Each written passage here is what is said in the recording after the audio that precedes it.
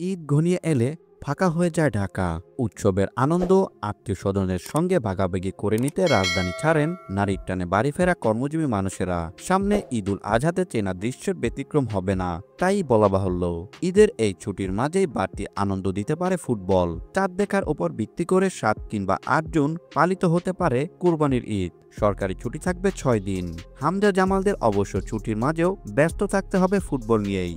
AFC champion কাপের বাছাই পর্বের ম্যাচে ১০ জুন সিঙ্গাপুরের বিপক্ষে খেলবে বাংলাদেশ দল। এ ম্যাচের প্রস্তুতি হিসাবে ৫ জুন একটি প্রীতি ম্যাচ খেলার কথা রয়েছে তাদের। সব ঠিকঠাক থাকলে দুটি ম্যাচ হবে ঢাকার জাতীয় স্টেডিয়ামে।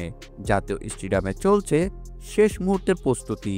ঈদের ছুটি থাকলেও ফাঁকা ঢাকা পরিপূর্ণ থাকবে সিঙ্গাপুরের ম্যাচের গ্যালারি, এমন প্রত্যাশারই কথা জানান বাফুফে কম্পিটিশন কমিটির চেয়ারম্যান গোলাম গাউস। তিনি বলেন, টিকিটের যে চাহিদা দেখতে পাচ্ছি তাতে আমার মনে হয় না ঈদের ছুটিতে কোনো প্রভাব পড়বে। অনলাইন প্ল্যাটফর্ম বাছাই করতে আমরা ৭ থেকে ১০ মের মধ্যে একটা লেটার অফ ইন্টারেস্ট এলওআই দেব। পরে সংবাদ সম্মেলনের মাধ্যমে টিকিট বিক্রির সময় জানিয়ে দেওয়া হবে। এমন ভিডিও পেতে হলে আমাদের চ্যানেলের সঙ্গেই থাকুন, সাবস্ক্রাইব করুন, ভালো লাগলে অবশ্যই লাইক করুন। ভিডিও সম্পর্কে যে কোনো মন্তব্য করতে পারেন আমাদের কমেন্ট বক্সে।